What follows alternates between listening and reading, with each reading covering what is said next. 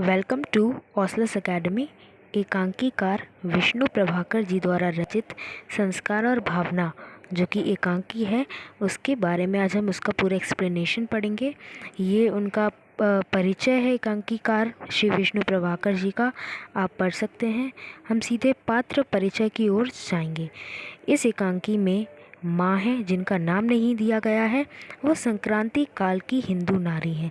संक्रांति काल के मतलब है यानी कि पुराने समय की, मीन्स पुराने ख्याल रखने वाली हिंदू नारी हैं। उनका छोटा बेटा बहू है, अतुल उनका बेटा है छोटा, और उमा उनकी छोटी बहू है जो कि अतुल की पत्नी है। वहीं राम सिंह हैं जो कि नौकर हैं, और मिश्रानी, मिश्रानी का अर्थ होता है खाना बनाने वाली, और मिश्रानी है। वहीं माँ का बड़ा पुत्र भी है अविनाश, और उसकी पत्नी है, उसका भी नाम नहीं दिया गया है। तो माँ के दो पुत्र हैं, बड़ा पुत्र अविनाश, छोटा पुत्र अतुल, और उनकी उनकी मतलब दो बहू हैं माँ की। पहली बहू जो कि बड़ी है, वो उसका नाम नहीं दिया गया है, अविनाश की पत्नी के नाम से आप उसे जान सकते हैं। और जो छोटी बहू है उसका नाम है उमा जो कि अतुल की पत्नी है। आइए इस एकांकी को शुरू करते हैं। स्टेज पर एक मध्यवर्गीय परिवार के घर का आंगन का दृश्य है।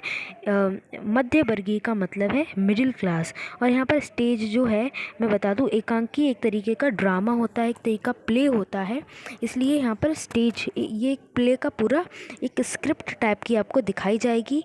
एकांकी का मतलब ही यही होता है। तो स्टेज पर सबसे पहले एक मध्यवर्गीय यानी कि मिडिल क्लास फैमिली के आंगन का दृश्य है। पूर्व की ओर दो कमरे हैं जिनके द्वार बंद हैं, पूर्व यानी कि ईस्ट की ओर। पश्चिम भाग का द्वार बंद बाहर जाता है। जो पश्चिम यानी कि वेस्ट साइड में जो द्वार है वो बाहर जाता है, वह भी बंद है। उत्तर यानी कि नॉर्थ साइड में रसोई के आगे बरामदा है। नॉर्थ साइड में क्या है, किचन है, उसके आगे बरामदा भी है। दक्षिण यानी कि साउथ साइड में क्या है, एक बड़ा बरामदा है जिसका एक छोटा द्वार बैठक में जाता है। बैठक वो जगह होती है जहाँ पर कोई गेस्ट वगैरह आते हैं तो उनके बैठने की व्यवस्था होती है, और घर के लोग भी वहाँ पर बैठते हैं। इसे हम लिविंग रूम भी कह सकते हैं। लिविंग रूम या फिर ड्राइंग रूम, इसे जो हम कह सकते हैं, लिविंग रूम तो नहीं, ड्राइंग रूम को बैठक कहा जाता है। बैठक में जाता है। दूसरा, बाहर जो कुछ दिखाई देता है वह स्वच्छ, सुंदर और उच्च स्थिति का है। यानी कि जो घर है, जो भी कुछ दिखाई देता है वहाँ पर, वो साफ़ सुथरा है, स्वच्छ है, सुंदर दिखता है, और उच्च स्थिति यानी कि हाई स्टैंडर्ड का है। मीन्स उनका एक अच्छा स्टैंडर्ड है, हाई स्टैंडर्ड है। बैठक में एक सोफे का एक अंश दृश्य में आता है। रसोई के पास स्वच्छता है, और अलमारी में उचित सामान व्यवस्थित रूप से रखा है। रखा है। समझ गए होंगे कि रसोई के पास स्वच्छता है, साफ़ सफाई है, और अलमारी में सही से सामान एक व्यवस्थित रूप में यानी कि एक अच्छे मैनर में रखा हुआ है। आंगन में एक और पलंग पड़ा है, दूसरी ओर दो कुर्सियां तथा एक छोटा टेबल है। टेबल पर नाश्ता के खाली बर्तन है। पलंग पर उमा लेटी है। उमा कौन है? उमा माँ जी यानी कि सास की छोटी बहू है, यानी कि अतुल की पत्नी उमा लेटी है। वह युवती और रूपवती है। युवती मीन्स यूथ है, अभी वो ज़्यादा उम्र की नहीं है, मीन्स यूथ है। और रूपवती यानी कि रूप मतलब अच्छा रूप है उनका। और पर्दे उठते समय वह कोहनी पर भार टिकाए शून्य में ताकती दिखाई देती है। कोहनी पर भार टिकाए से मतलब है कि पूरा बॉडी का वजन वो कोहनी पर डिपेंडेंट है। जैसे भगवान विष्णु का जो पिक्चर आप देखते होंगे कि वो कोहनी पर अपना भार टिकाए बैठते हैं, सेम उसी पोज में वो बैठी है। शून्य में ताकती, यहाँ शून्य में ताकती से मतलब है कुछ सोच विचार रही है, कुछ सोच रही है, बहुत गहरी सोच में है। शून्य में ताकती दिखाई देती है। साड़ी अस्त व्यस्त है, मीन्स उसका जो साड़ी है वो बैठी है तो वो अस्त व्यस्त है, ठीक तरीके से नहीं है। कुंडलाकार कर्णफूल यानी कि कुंडल आकार मीन्स सर्कुलर शेप में, कर्णफूल यानी कि कानों में जो पहनते हैं, इसका मीनिंग यहाँ पर दिया गया है। कर्णफूल मतलब कान का एक आभूषण, यानी कि कानों में पहनने वाला आभूषण है कुंडलाकार का। केशों में होकर कपोल पर आ गया है, यानी कि केशों में होकर, यानी कि जो कर्णफूल है वो केश यानी कि बालों में होकर कपोल का मतलब होता है गाल, गालों पर आ गया है। आगे एक खुली पुस्तक है, वह पढ़ते पढ़ते सोचने लगी है। सहसा से धीरे फुसफुसाती भी है। मतलब ये जो मैं बता चुका हूँ, शून्य में जो ताक रही है, मीन्स वो कुछ सोच रही है। वो एक खुली पुस्तक है, वहाँ से कुछ पढ़कर सोच रही है और धीरे धीरे से फुसफुसा भी रही है। उसका मतलब अपने मन ही मन में उसका एक्सप्लेनेशन भी कर रही है। उमा कुछ कहती है, अपने आप से बातें करती है, जिन बातों का हम प्राण देकर भी विरोध करने को तैयार रहते हैं, एक समय आता है कि वही बातें चुपचाप स्वीकार कर लेते हैं। फुसफुसा मतलब वो ये बातें जो है वो अपने आप में बुक में पढ़कर उसके बाद वो फुसफुसा रही है। फुसफुसा कर वह फिर पुस्तक देखती है, फिर शून्य में दृष्टि गड़ा देती है। उसकी आंखें गंभीर हैं। फिर शून्य में दृष्टि गड़ा देती है। यहाँ पर शून्य में दृष्टि गड़ाना, फिर वही गहरी सोच में वो डूबी हुई हैं। उनकी आंखें गंभीर हैं, यानी कि कुछ ज़्यादा ही सीरियस वो सोच रही हैं। उनके मुख पर आने वाली संध्या की रक्तिम आभा सौंदर्य बिखेर रही है। मतलब उनके मुंह पर, मतलब जो खुले आंगन में जो वो बैठी हुई हैं, उनके मुंह पर आने वाली संध्या की रक्तिम आभा सौंदर्य बिखेर रही है। मतलब जो कि वो खुले आंगन में है, शाम का समय है। देखो, मुख पर आने वाली संध्या की मतलब शाम की रक्तिम आभा मीन्स शाम की जो आभा इन द सेंस जो लाइट होती है, सनसेट लाइट जो होती है, वो ऑरेंज कलर की जो सनसेट लाइट होती है उसे रक्तिम आभा बोलते हैं। वो सौंदर्य बिखेर रही है, मीन्स बहुत ही ब्यूटीफुल लग रही है। वह इतनी खोई हुई है कि नौकर रसोई के बरामदे से आकर बर्तन उठा ले जाता है, पर उसे कुछ पता ही नहीं चलता, पर वह नहीं देखती है। इतनी वो कोई सीरियस चीज़ में अपना पूरा कंसंट्रेशन उधर दे रखा है उन्होंने। उसका सिर उसी तरह खुला रहता है और दीवा की किरण कर्णफूल पर चमकती है। दीवा क्या होता है? दीवा मीन जो सनसेट लाइट होती है, उसकी जो किरण, उसकी जो रे है, वो कर्णफूल यानी कि जो कान में पहनने वाला आभूषण है उस पर चमकती है। कोई भी मेटल पर जब सन लाइट जो होती है वो रिफ्लेक्ट करती है, तो उसमें क्या होता है, उसकी जो लाइट होती है वो रिफ्लेक्ट करती है, ठीक है। वो आपको दिखती भी होगी, बहुत आँखों में चुभती है। तो वो दीवा की किरण कर्णफूल पर चमकती है। उसी चमक में केशों की स्निग्धता उभर रही है। तभी उसी जो बाल हैं, केशों की स्निग्धता उभर रही है, यानी कि केशों के जो मतलब केशों का जो ब्यूटीफुलनेस है वो उभर रहा है। तभी पश्चिम वाला बाहर का द्वार खुलता है। माँ अंदर आती हैं। माँ जो है वो क्या है, ये उमा की सास हैं, अतुल की माँ, ठीक है। माँ अंदर आती है। वे वृद्धा हैं, वृद्धा मीन्स बूढ़ी हैं। उनका मुंह वेदना से पूर्ण है। वेदना का मतलब होता है यहाँ पर वेदना से क्या अर्थ है? वेदना का मतलब होता है कष्ट से, ठीक है। उनका जो मुंह है वो कष्ट से पूर्ण है, यानी कि कुछ मतलब दुखी सी हैं। उनका जो मुख पर कष्ट अपने आप से ही उभर रहा है। आँखों में पीड़ा है और शरीर में थकान है। आँखों में क्या पीड़ा है? कुछ चीज़ का दर्द है, कुछ कष्ट में है, और उनका शरीर जो है वो थका हुआ है, शरीर में थकान है। उन्होंने साड़ी पर गर्म चादर ओढ़ी है। यहाँ पर गर्म चादर का मतलब वो रियल चादर नहीं है, यहाँ पर गर्म चादर का मतलब शॉल है, ठीक है। उनकी पगध्वनि, पग का मतलब होता है पैर, पैरों की ध्वनि यानी कि जो पैरों की चलने की आवाज़ होती है वो सुनकर उमा चौंक कर उठती है।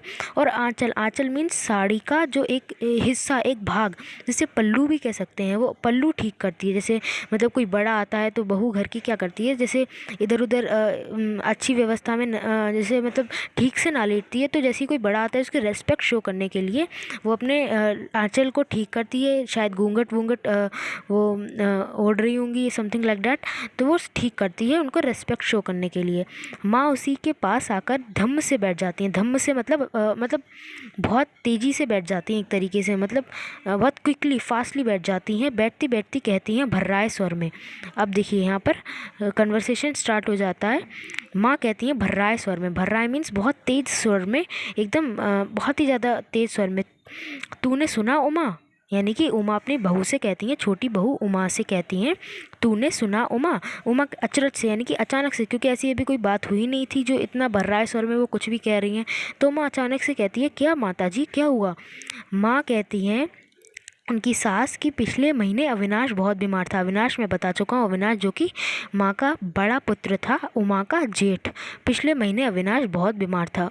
अब यहाँ पर आपको एक चीज़ समझनी है कि अविनाश और उसकी बहू वो लोग दूसरे घर में रहते हैं, क्योंकि उनकी बहू जो है वो दूसरी जाति की है, इसलिए माँ उसे पसंद नहीं करती और माँ ने उसे एक तरीके से घर से निकाल दिया है, समथिंग लाइक डैट, या ऐसा हो गया, या फिर वो अलग अपनी मर्ज़ी से रहने लगे हैं, क्योंकि माँ को दूसरी जाति की बहू पसंद नहीं है, अविनाश की जो पत्नी है, तो वो लोग अलग घर में रहते हैं। तो माँ कह रही है, उमा पिछले महीने अविनाश बहुत बीमार रहा। तो उमा कहती है, सच माँ जी? फिर माँ कहती है, हाँ। उमा कहती है, उन्होंने तो कुछ नहीं बताया। उन्होंने यानी कि यहाँ पर उन्होंने से मतलब है उसके पति ने, उमा के पति ने तो कुछ नहीं बताया। वो कहती है कि मेरे पति यानी कि अतुल ने तो कुछ नहीं बताया। माँ कहती हैं, वह क्या बताता? वह क्या वहाँ जाता है? उसे क्या पता होता? वो क्या बताता तुम्हें? क्या वो वहाँ जाता है? उमा कहती है, फिर भी सुना तो होगा। आपसे किसने कहा? आपसे किसने कहा? माँ फिर कहती है, मैं कुमार के घर गई थी। कुमार हो सकता है कोई पड़ोसी हो या समथिंग लाइक डैट, ऐसा कुछ हो।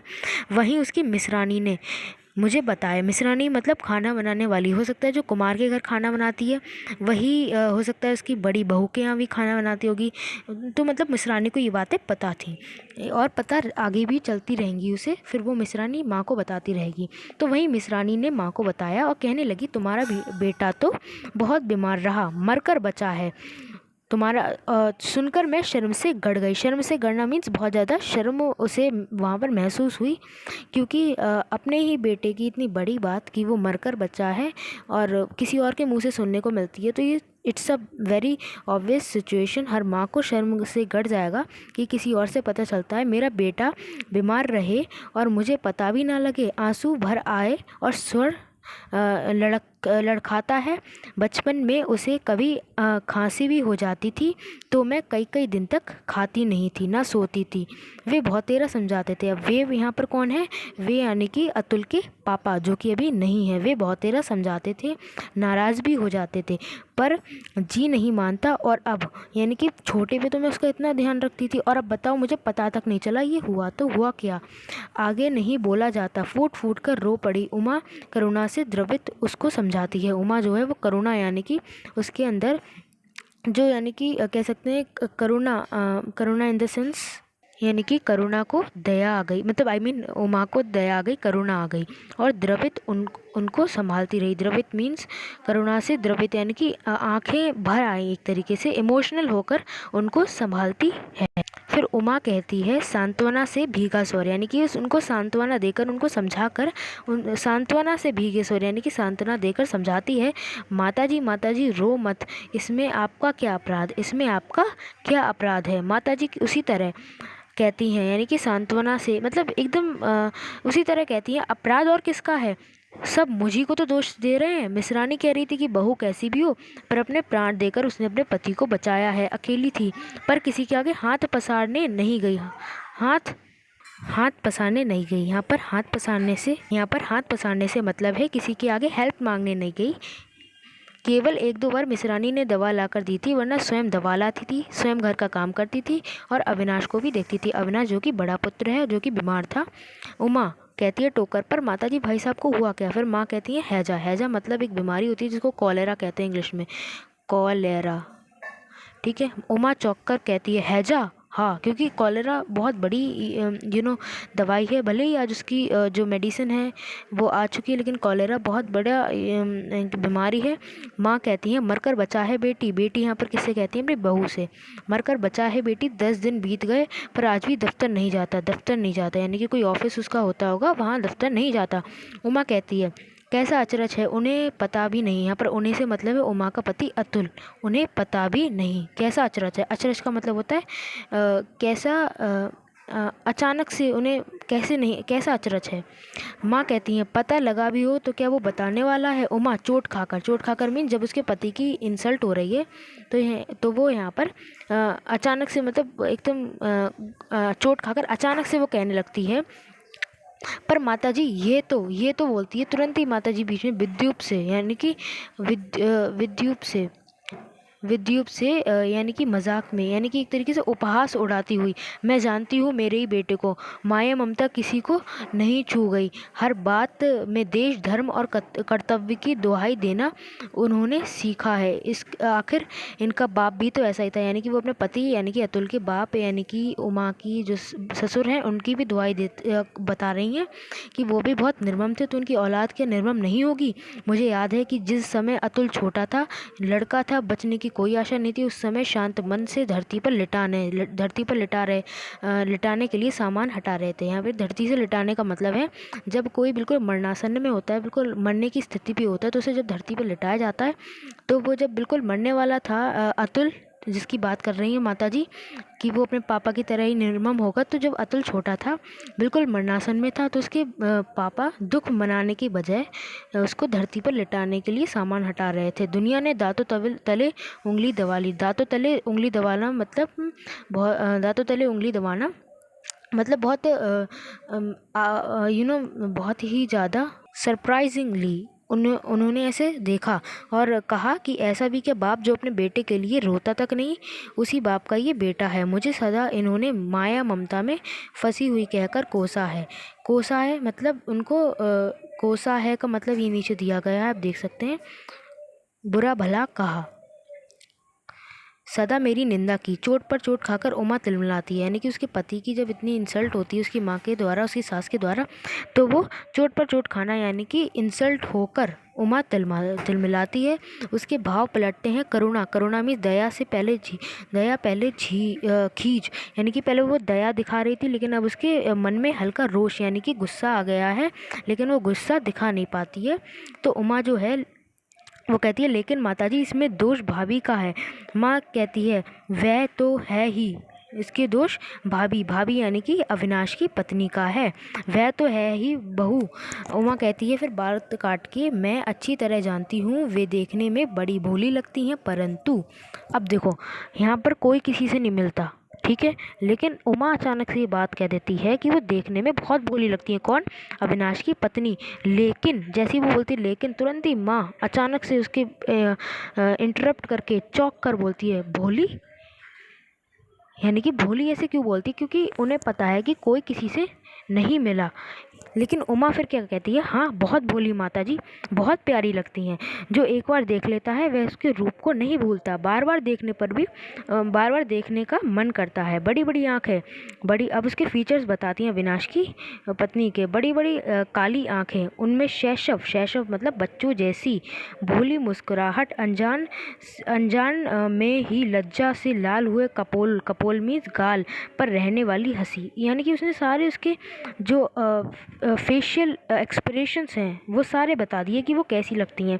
माँ और भी अचरज से, यानी कि और भी ज़्यादा अचरज से, यानी कि और भी ज़्यादा हैरान होकर कहती हैं पर उमा तूने क्या अविनाश की बहू को देखा है। अब उमा यहाँ पर फंस जाती है, क्योंकि ये जो दो फैमिली हैं, अविनाश की फैमिली, अतुल की फैमिली, और माँ जो कि अतुल के साथ रहती हैं, ये दोनों एक दूसरे से मिलते नहीं हैं, क्योंकि यहाँ पर क्या हो जाती है, लड़ाई हो जाती है।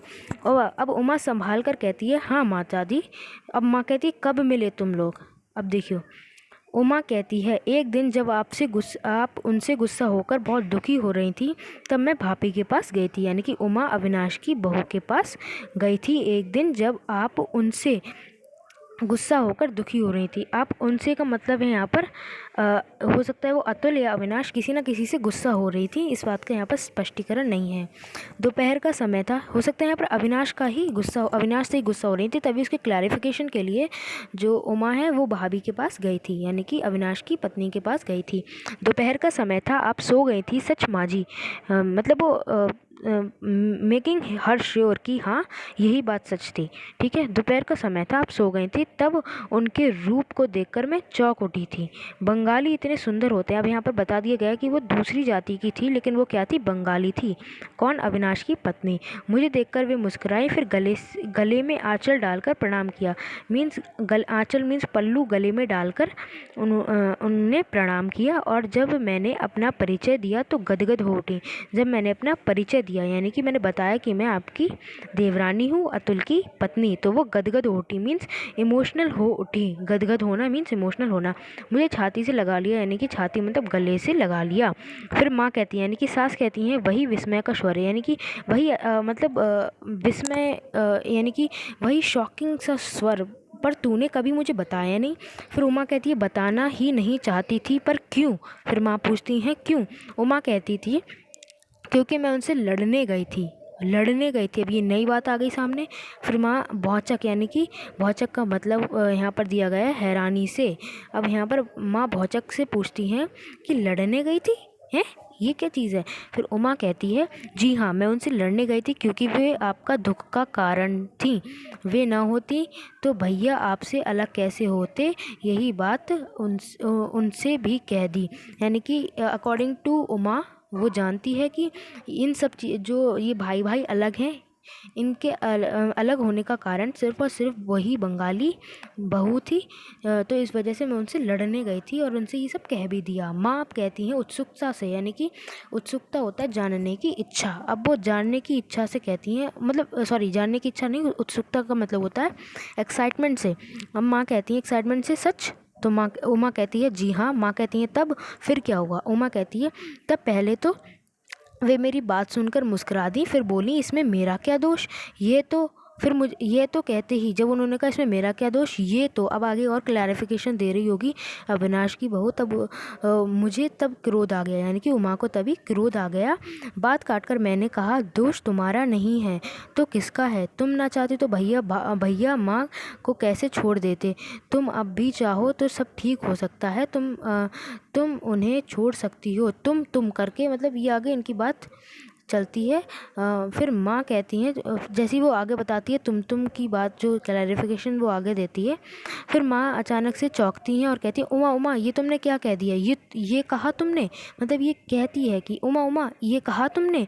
तो उमा भावावेश में, यानी कि भाव के आवेश में, यानी कि अपनी सारा वो मतलब भाव के आवेश में वो कहती है, हाँ माँ, मैंने स्पष्ट कहा था कि माँ को बेटे से अलग करना पाप है, माँ का हृदय तोड़ना अत्याचार है। उस अत्याचार को दूर करने के लिए प्राण भी देने पड़े तो कम है। माँ का हृदय तोड़ना अत्याचार है, ठीक है। अब अभी यहाँ ये पेज नंबर 9 तक हमने ये एक्सप्लेनेशन कर लिया। अब नेक्स्ट पार्ट में, जो कि संस्कार और आप देख सकते हैं संस्कार और भावना के नेक्स्ट पार्ट में, हम पेज नंबर 10 से हम अपना एक्सप्लेनेशन स्टार्ट करते हैं। तो ऑसोस एकेडमी चैनल को आप सब्सक्राइब कीजिए, बेल आइकन को प्रेस कीजिए एंड वीडियो को लाइक करना मत भूलिएगा। Very very thank you.